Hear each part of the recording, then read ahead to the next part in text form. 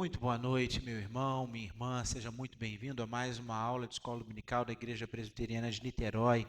É com muita alegria que nós saudamos você na graça e na paz do nosso Senhor Jesus Cristo, recebendo para, neste momento, nós louvarmos e adorarmos o nome do Senhor.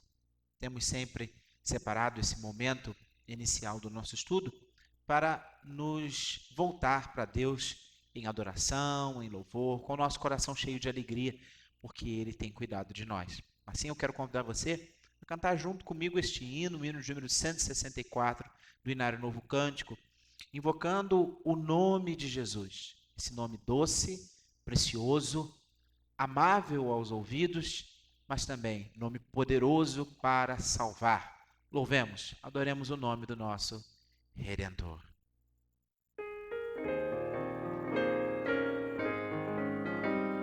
Santo nome incomparável, tem Jesus, o amado teu, Rei dos reis, Senhor eterno, Deus da terra, Deus dos céus, nome bom, doce a fé, a esperança do porvir, nome bom, doce a fé,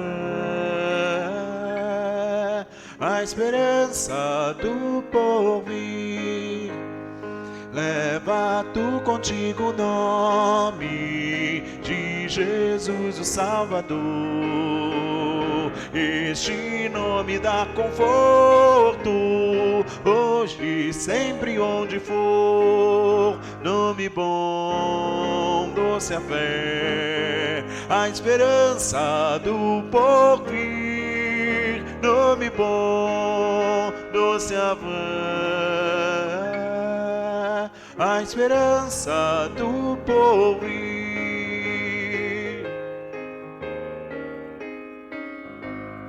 Este nome leva sempre para bem te defender. Ele é arma ao teu alcance quando o mal te aparecer. Nome bom, doce a fé, a esperança do porvir. Nome bom, doce a fé, a esperança do porvir.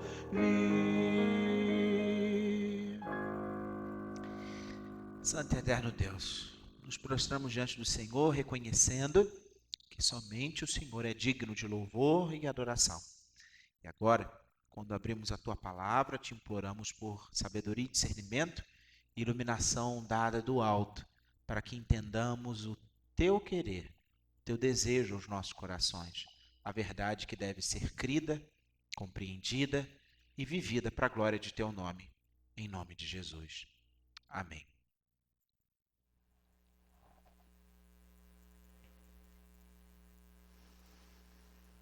Irmãos queridos, nós damos continuidade ao nosso estudo a respeito da antropologia teológica. E já na semana passada, nós começamos a falar a respeito da queda do homem. Mas, para falar especificamente sobre a cena da queda descrita no livro do Gênesis, no capítulo 3, nós começamos na semana passada falando a respeito da realidade espiritual.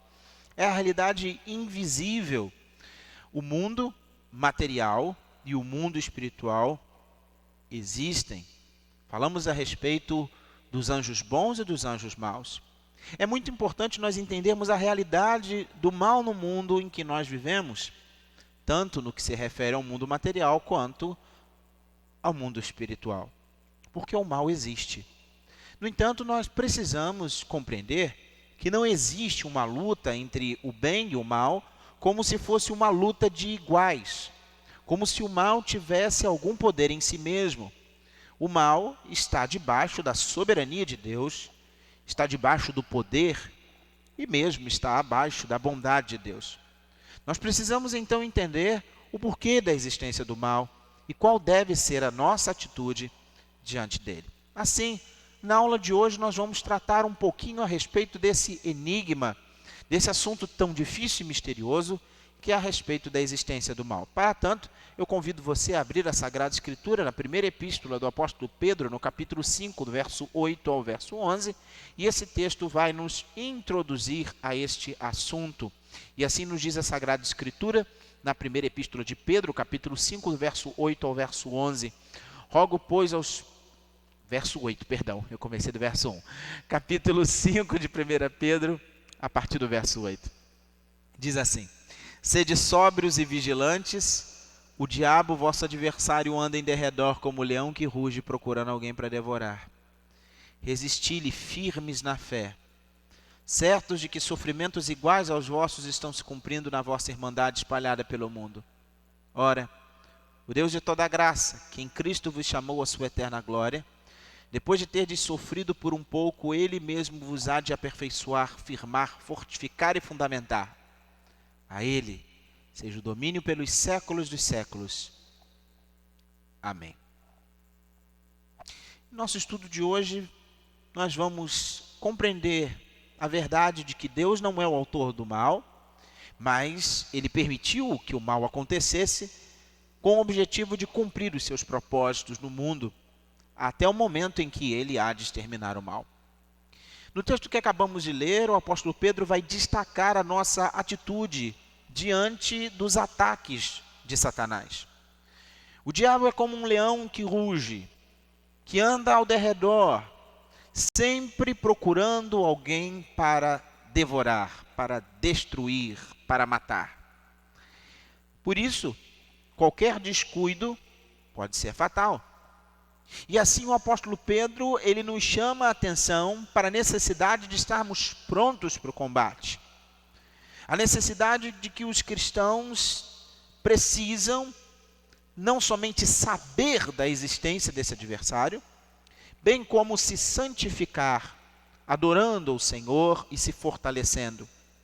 O apóstolo diz que nós devemos ter uma resistência na fé. Devemos ter firmeza na fé.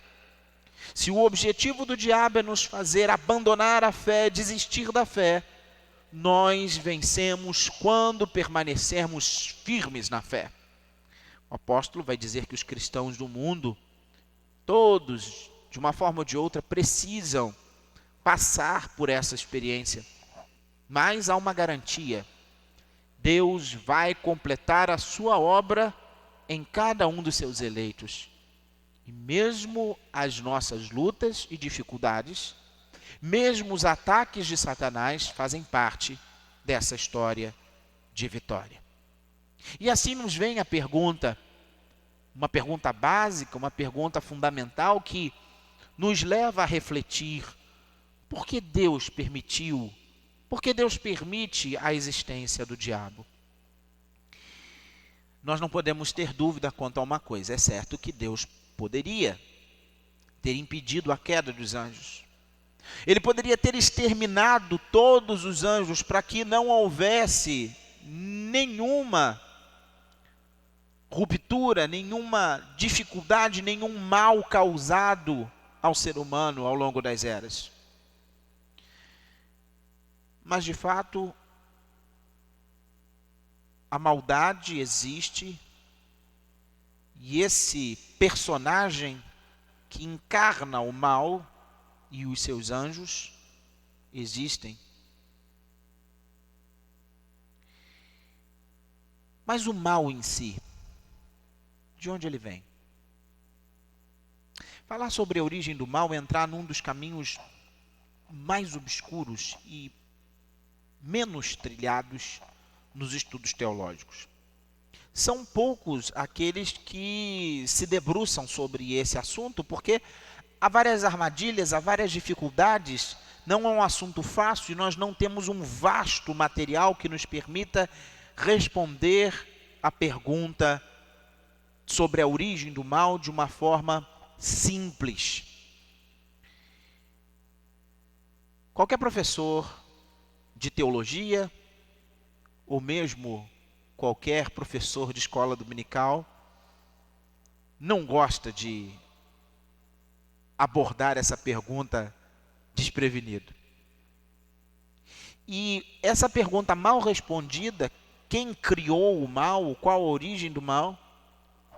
Pode nos levar à blasfêmia de dizer que Deus é o autor do mal.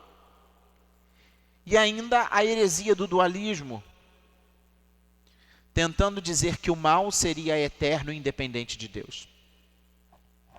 Precisamos tecer algumas considerações. Eu quero aqui começar com 3 verdades fundamentais para a continuidade do nosso estudo. Em primeiro lugar, Deus ele é perfeitamente bom, e é por isso que a origem do mal não está em Deus. Segundo lugar, nós não podemos entender Satanás como o autor do mal, no sentido de criador, porque ele não é um criador. Satanás é um mero usurpador. Em terceiro lugar, não existe uma luta de iguais entre bem e mal. A partir desses 3 pressupostos, quando nós lemos as Sagradas Escrituras, nós percebemos que temos um adversário, e é por isso que Pedro nos orienta a nos manter vigilantes. Mas como Satanás se tornou mal? No mundo antigo sempre se acreditou que havia um Deus bom e um Deus mau. 2 divindades opostas. Na contemporaneidade, essa crença, que é chamada de dualismo, ela tem ressuscitado em muitos lugares, especialmente nos movimentos ligados à nova era. O dualismo identifica essas 2 forças como iguais, como independentes uma da outra, como se completassem uma a outra e como se elas não pudessem existir sozinhas. Só que esse é um conceito muito longe do conceito bíblico. À luz das Escrituras Sagradas, o adversário de nossas almas não é igual a Deus. Deus é o único soberano, enquanto Satanás é uma criatura rebelde de Deus. Não existe comparação. Deus é rei por excelência, enquanto o diabo não passa de um usurpador. Naquilo que se refere à origem do mal, essa questão talvez seja a mais difícil de ser respondida. E talvez nós nunca tenhamos uma resposta plenamente satisfatória, pelo menos não enquanto estivermos aqui sem o retorno glorioso de Jesus. Algumas perguntas podem nos ajudar a trilhar o caminho desse estudo. A primeira é: de onde veio o mal se Deus é o criador de todas as coisas? A segunda pergunta é: Satanás é o criador do mal? E a terceira: como ele teria criado o mal se ele próprio era bom antes de pecar? E para começar a responder, uma coisa precisa ficar clara a respeito do ser de Deus. Deus não é o autor do mal. Seja qual for a resposta que nós formos propor para a origem do mal, ela necessariamente precisa excluir a possibilidade de Deus ser o autor do mal, porque se Deus fosse o autor do mal, ele não poderia ser o Deus bom e justo que nós cremos, tal como nos é revelado nas Escrituras. Deus é o criador de todas as coisas, mas não é criador do mal. Então, seria Satanás o criador do mal? Bem, se nós considerarmos Satanás como o criador do mal, então nós colocaríamos ele como um competidor direto com relação a Deus, como se tivesse o poder criador tal como o de Deus.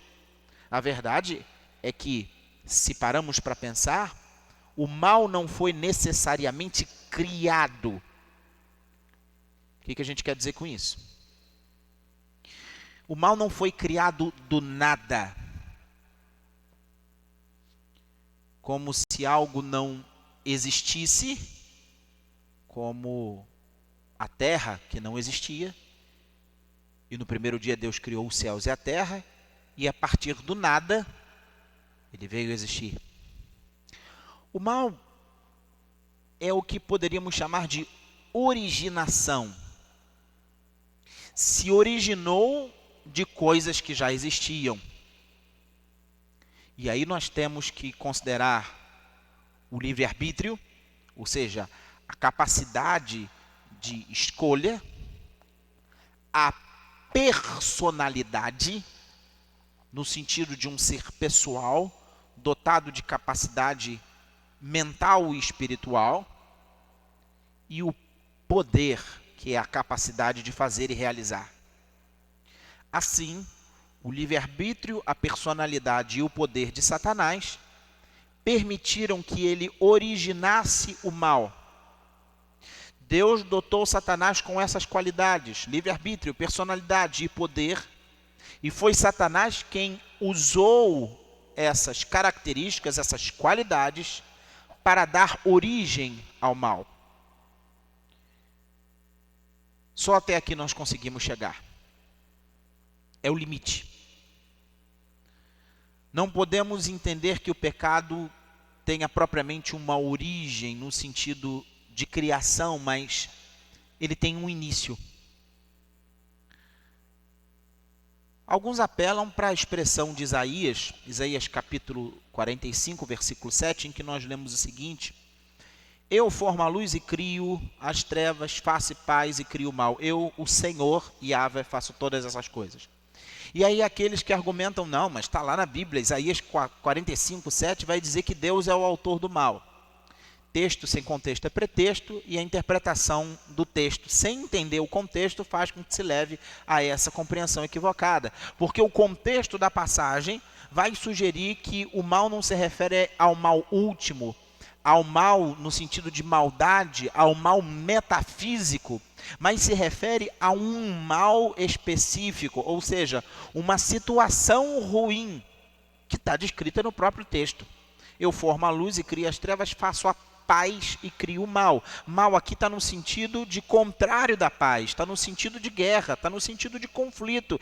E é exatamente isso que está no contexto de Isaías 45, quando nós lemos o castigo, quando nós lemos a punição de Deus, o juízo de Deus sobre o seu povo, que havia pecado, havia desobedecido e, portanto, cairia nas mãos dos caldeus. Como bem sabemos, o povo judeu foi conquistado, dominado. Então, trata-se aqui de calamidade e não de pecado. O fato da Escritura não dar uma explicação direta sobre a origem do mal, mas, por outro lado, mostrar o papel do mal, é uma indicação de que esse último deve ser o foco da nossa atenção. Sim, é um assunto difícil, complexo, complicado, que não temos como tratar de forma completa, perfeita, total, a origem do mal. Sempre vai ser uma incógnita para nós. Agora, então, quando as Escrituras nos mostram o papel do mal, as Escrituras então nos apontam que esse deve ser o foco da nossa atenção. E é para esse foco que nós vamos então nos deslocar agora. O porquê Deus permitir o mal? Essa pergunta nos leva para um terreno mais sólido, para um espaço em que nós somos capazes de estudar à luz das Escrituras, porque a palavra de Deus é a nossa única e infalível regra de fé e prática. E aquilo que Deus nos revelou nos pertence, e assim temos condição de estudar. De alguma forma, o mal pode ser usado por Deus nos seus propósitos. Não adianta a gente fechar os olhos para o fato de que, quando ele concedeu livre-arbítrio aos anjos e depois a Adão, ele então permitiu a possibilidade da existência do mal. Ao mesmo tempo, nós não podemos imaginar que Deus permitiria algo que pudesse arruinar os seus propósitos, arruinar os seus planos, muito pelo contrário. A Confissão de Fé de Westminster, a confissão de fé usada pela Igreja Presbiteriana do Brasil e várias outras igrejas reformadas, vai nos dizer o seguinte, no seu capítulo 3, no inciso 1: desde toda a eternidade, Deus, pelo muito sábio e santo conselho de sua própria vontade, ordenou livre e inalteravelmente tudo o que acontece, porém de modo que nem Deus é o autor do pecado, nem violentada é a vontade da criatura, nem é tirada a liberdade ou contingência das causas secundárias antes estabelecidas. Já estudamos a respeito da doutrina da providência de Deus no primeiro módulo, quando falamos a respeito da teontologia, o ser de Deus. A providência de Deus é a doutrina que vai nos indicar que Deus é soberano sobre todas as coisas, governa todas as coisas, mas ao mesmo tempo ele dota o ser humano de uma capacidade de realização. E assim, a vontade de Deus e a vontade do homem são concorrentes, não no sentido de competirem uma com a outra, mas no sentido delas correrem uma ao lado da outra. E assim, o ser humano, quando age de forma a pecar, E a fazer o mal, ele age pela sua vontade, e não é Deus quem o leva a fazer isso, quem o obriga a fazer isso, e portanto Deus não é o autor do mal. A citação que acabamos de fazer da confissão de fé talvez seja uma das afirmações mais precisas que já foram formuladas sobre a origem de todas as coisas. Mas aqui nós temos uma tensão, nós temos um paradoxo, porque se por um lado tudo acontece conforme a vontade de Deus, por outro lado Deus não é o autor do pecado, e isso não elimina a responsabilidade, a liberdade do homem, e assim a única responsabilidade pelo mal que talvez possa ser atribuída a Deus é o fato de que ele tenha criado o mundo no qual o mal era possível vir à tona, era possível existir. E isso para demonstrar a sua glória. Pelo fato dele saber lidar com isso. E ao final, Deus encaminhar todas as coisas para o bem. A verdade é que a existência do mal segue os propósitos de Deus para esse mundo. Uma coisa precisa ficar clara. Deus não tem nenhum prazer em Satanás, ele não compartilha das maldades do diabo, mas Deus ele pode usar Satanás para cumprir os seus propósitos. É claro que a gente precisa entender que não significa que o diabo, sirva de forma gentil a Deus, de forma voluntária. Na verdade, o fato é que o inimigo das nossas almas luta desesperadamente contra Deus, mas a soberania do Deus Criador é tamanha que mesmo com o inimigo de nossas almas lutando de forma desesperada, ele acaba por contribuir para que o supremo propósito de Deus se concretize. E nesse sentido, uma das maneiras que Deus usa o mal é para testar o seu povo. O teste é uma prova de qualidade. Qualquer produto que seja confiável precisa ser colocado sob alguma pressão a fim de que se confirme sua resistência. Os crentes recebem sobre si a pressão de Satanás e essa é uma forma de sermos testados. Deus ele pode usar Satanás também como um instrumento de punição. Satanás é um instrumento de punição por causa da maldade do mundo e até a maldade dos crentes. Há pelo menos 2 casos nas Sagradas Escrituras em que pessoas foram entregues a Satanás, como um castigo por causa dos seus pecados. No caso, um crente e um incrédulo. Isso está registrado em 1 Coríntios, capítulo 5, verso 5, e na primeira epístola de Paulo a Timóteo, capítulo 1, verso 20. O fato é que as obras do diabo são tão controladas, são tão limitadas, que elas servem aos propósitos de Deus. Quando Satanás vorazmente deseja a destruição do ímpio e diligentemente ele trabalha para isso, ainda assim a destruição ela procede de Deus. Em primeiro lugar é Deus quem decretou que o ímpio sofra e Satanás é meramente permitido. A Satanás é meramente permitido trazer essa punição sobre ele. Os motivos que estão por detrás dos propósitos de Deus e aqueles que estão por detrás dos propósitos dos propósitos, dos objetivos de Satanás, é claro, são completamente diferentes. E aí eu retomo algo que estudamos também no primeiro módulo.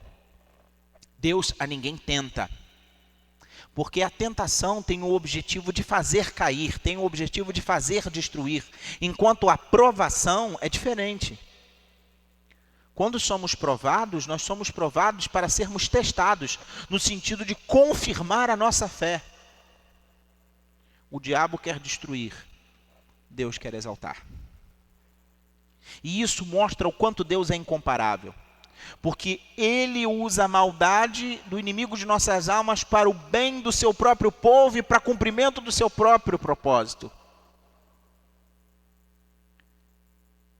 O fato é que chegará o dia em que Deus há de fazer uma grande demonstração de seu poder, quando aprisionar Satanás de forma definitiva no lago de fogo.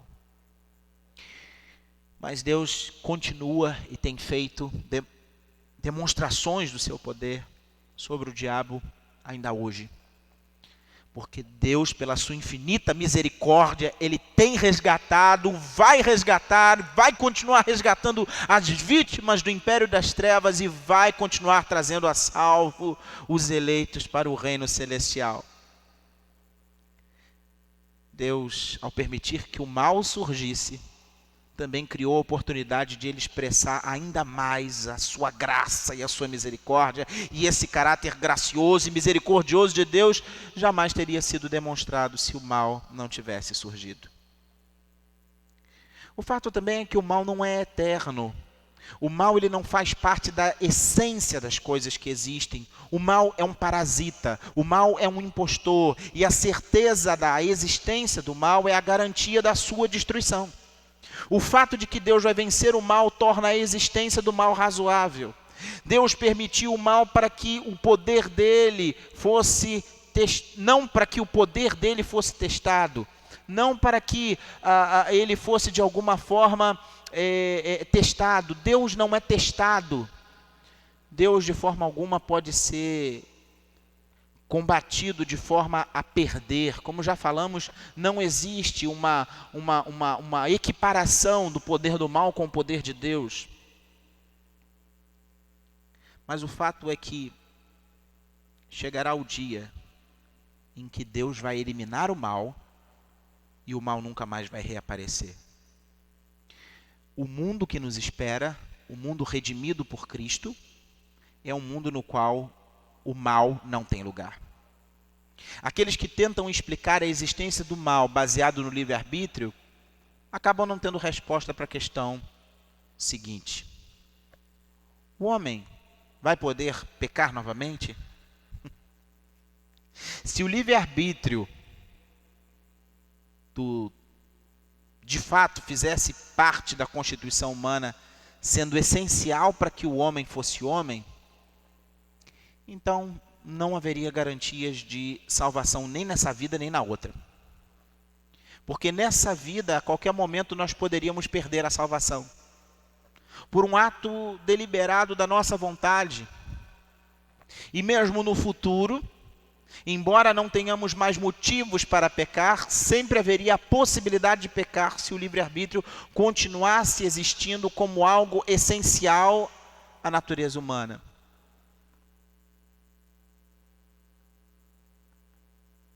E aí, se você falar que no mundo vindouro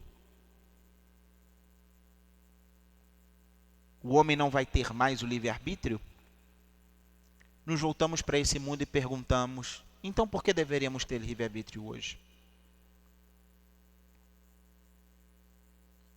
De fato, algumas considerações, meio que em nota de rodapé, porque isso vai ser estudado numa outra aula. Ao ser humano foi dado o livre-arbítrio original, quando ele escolheu pecar. E a partir de então, ele perdeu o seu livre-arbítrio original. E assim, o ser humano, por sua própria vontade, age em conformidade com a sua natureza corrompida pelo pecado. E por isso o ser humano não tem como escolher não pecar, tanto quanto não tem como escolher Jesus. A não ser que o Espírito Santo o regenere, o traga de volta à vida, e assim, trazido de volta à vida, apresentado a graça que é irresistível, ele abrace a fé e receba Jesus como seu único e suficiente Salvador. Mas Deus não vai permitir que o mal de novo entre na sua criação. Apocalipse capítulo 21, verso 4, nos afirma que a morte já não existirá, já não haverá luto, nem pranto, nem dor, porque as primeiras coisas passaram. Assim, irmãos, em tudo na vida nós devemos ser equilibrados. Porque quando nós tratamos do problema do mal, também devemos demonstrar moderação. E 2 erros aqui precisam ser evitados, e o primeiro erro é o de não darmos qualquer importância à existência do mal. E o segundo erro é tão problemático quanto o primeiro, que é o de exagerar a importância do mal. Muitos nos dias de hoje praticamente negam a existência do mal. Teólogos liberais têm negado a existência do diabo e assim têm permitido uma série de erros, porque acabam negando o conhecimento dessa verdade e assim o diabo tem atuado sorrateiramente. Muitas igrejas na Europa, nos Estados Unidos, perderam a relevância bíblica por não darem a devida atenção à existência do mal. O esvaziamento dessas igrejas o mal instalado nessas sociedades nos mostram isso. Por outro lado, o apóstolo Paulo vai nos dizer que devemos sempre ter uma postura íntegra. 2 Coríntios capítulo 2, verso 11, Paulo nos afirma para que Satanás não alcance vantagem sobre nós. Então não lhes ignoremos os desígnios. O diabo não pode ser superestimado, tanto quanto não pode ser subestimado. Assim, ignorar os desígnios do inimigo de nossas almas é praticamente decretar a vitória dele. Numa guerra, a pior coisa que pode acontecer é alguém ser pego de surpresa. Assim, conhecer o inimigo e suas táticas é uma garantia de enfrentá-lo de forma mais eficaz. E quando eu falo a respeito de conhecer o inimigo, eu não estou me referindo a um conhecimento espúrio que vai além do que as Escrituras nos ensinam. Tenho muita dificuldade com aqueles que buscam em fontes que não sejam a Bíblia conhecimento sobre Satanás. Como podemos confiar no pai da mentira? Por outro lado, tem aqueles também que exageram a importância de Satanás. Os monges na Idade Média, por exemplo, se recolhiam nos mosteiros. Um dos motivos pelos quais eles faziam isso era para eles não serem fascinados pelo diabo. Nos dias de hoje, pelo contrário, tem gente que está desafiando o diabo de forma tão aberta que fazem isso até entrevistando ele na televisão. Satanás tem sido o alvo principal de muitos movimentos evangélicos. Tem gente que vê o diabo praticamente em tudo, a ponto da responsabilidade individual, da responsabilidade pessoal das pessoas ser minimizada. Como se a atitude das pessoas, o pecado das pessoas, o erro das pessoas não tivesse sido causado por elas, não tivesse sido uma escolha delas. E assim nós temos uma verdadeira obsessão pelo assunto. Nós não podemos sacrificar o culto de Deus, que deve ser dedicado à adoração a Deus, para promover uma luta contra o diabo. Mas equilíbrio é necessário, então não podemos nem exagerar e nem minimizar. E assim, à luz da palavra de Deus, seguindo a orientação divina, a atitude saudável deve ser atender ao que nos ensina o apóstolo Pedro. 1 Pedro, capítulo 5, verso 8 e 9. Sede sóbrios e vigilantes. O diabo, vosso adversário, anda em derredor como o leão que ruge, procurando alguém para devorar. Resisti-lhe firmes na fé, certos de seus sofrimentos, de que sofrimentos iguais aos vossos estão se cumprindo na vossa irmandade espalhada pelo mundo. O apóstolo Tiago também vai nos ensinar, capítulo 4 da epístola de Tiago, verso 7. Sujeitai-vos, portanto, a Deus, mas resisti ao diabo, ele fugirá de vós. E claro, o apóstolo Paulo, em Efésios capítulo 6, verso 13, tomai toda a armadura de Deus para que possais resistir no dia mau, e depois de ter desvencido tudo, permanecer inabaláveis. Nós não precisamos ir atrás do diabo, apenas resistir aos ataques deles. Resistir é a palavra de ordem. Resistir é a orientação dada. E essa resistência, ela é dada pela fé em Cristo Jesus. Deus não é o autor do mal, mas a existência do mal segue os propósitos de Deus de um modo maravilhoso, para que eu e você sejamos fortalecidos, animados, direcionados, aperfeiçoados. O bem de Deus é soberano, ainda que o mal de Satanás apareça mais nesse mundo. E é por isso que nós somos convidados a nos preparar, adorando a Deus, glorificando a Deus, nos refugiando em Deus, clamando pelo nome de Jesus, o nosso divino companheiro, que segue junto conosco, nos protege de todo mal, nos ajuda a sarar as nossas feridas e nos fortalece os passos. Que o nome dele seja exaltado e glorificado. Amém e amém. Vamos orar? Santo e eterno Deus, Criador dos céus e da terra, nós te imploramos por misericórdia.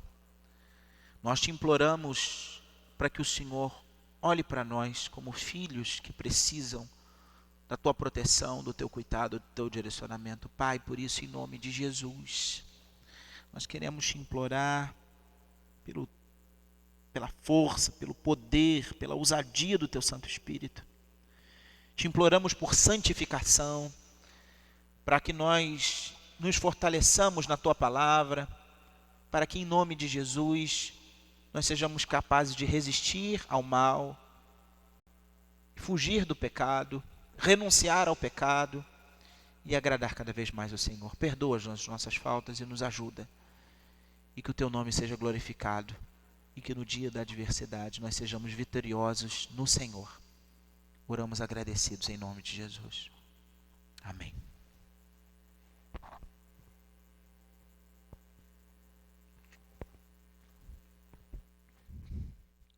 Quero concluir esse nosso estudo essa noite fazendo a oração do hino de número 154.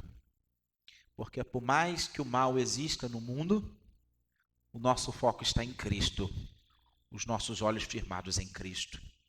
E assim não tememos o mal, porque somos guardados por Ele. Ele caminha junto conosco. Não importa que a noite desça, o nosso ser, ele precisa e ele se refugia em Jesus. Nesse momento temos a oportunidade também de consagrar a Deus os nossos dízimos, as nossas ofertas.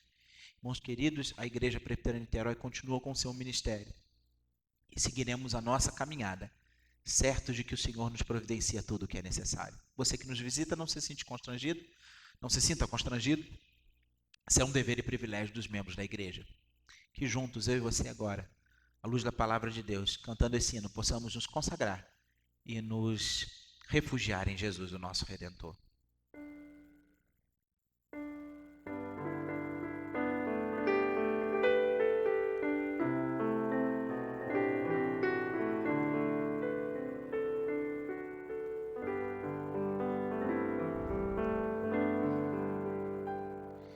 Pelo vale escuro seguirei Jesus, mas por ti seguro, vendo a tua luz, o meu passo incerto tu dirigirás.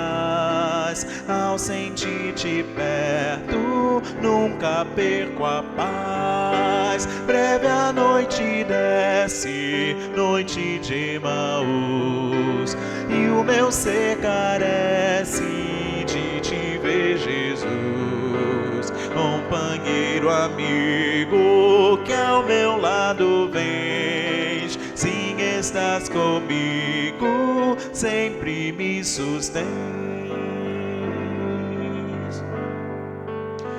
Os espinhos tantos que nos vêm sangrar são remédios santos para nos curar. Onde existe a graça que nos vem dos céus, tudo que se passa mostra o amor de Deus. Breve a noite desce, noite de Emaús, e o meu ser carece de te ver, Jesus. Companheiro, amigo, que ao meu lado vens. Sim, estás comigo, sempre me sustens.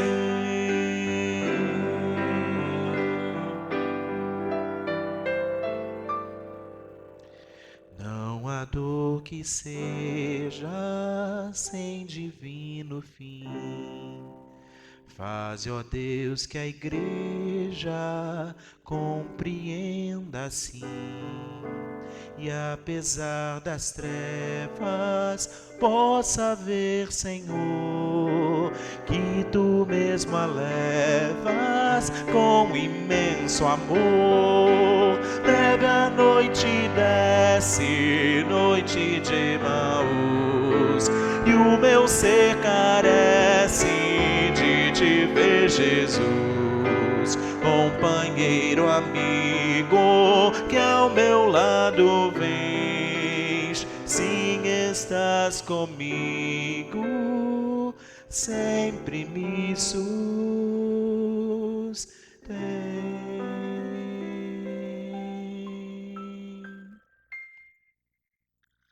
Amém.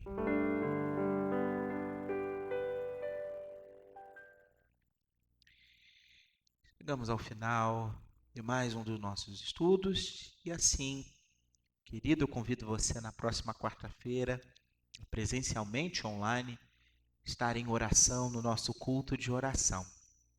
Próximo domingo, 9 horas da manhã, nós estaremos aqui novamente, de acordo com as nossas autoridades de Niterói, já estamos autorizados a ter 50%. Você, meu querido irmão, é convidado aos poucos ir retornando ao convívio da igreja. A escola dominical de jovens e adolescentes já está funcionando presencialmente e também os estudos daqueles irmãos que estão se chegando para a profissão de fé. Por enquanto, os nossos estudos de escola dominical continuarão a ser transmitidos no departamento de adultos às 18 horas todos os domingos. Recebei a bênção, queridos. Deus os guarde pelo seu poder, permaneça ao vosso lado, vos dispense o seu cuidado. Deus vos guarde pelo seu poder, e no seu amor estaremos todos com Jesus. Pelo seu poder e no seu amor, que Deus vos guarde em sua